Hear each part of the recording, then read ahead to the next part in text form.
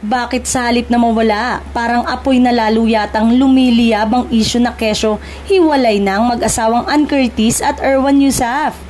Personally, deadma sa issue kasi feeling namin solid ang marriage ng dalawa with their daughter Dalia of course. Pero napansin ng fans na hindi nila kasama ang mister nitong Sir Erwan at ginawa ng intriga ng netizen. Nagkaroon sila ng espekulasyon na hiwalay na raw ang dalawa dahil hindi sila magkasamang pumunta sa Australia.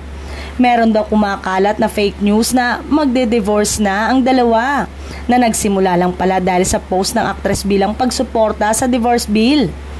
Agad namang dumepensa ang mga tagahanga niya at sinabing kung talagang follower ka, alam mong hindi ito ang unang beses na ginawa nila ito. Normal itong ginagawa ng dalawa na senyales ng healthy relationship. Sa latest post na Erwan ay mukhang busy lamang ito na nasa Siargao kasama ang kanyang team para sa isang shoot.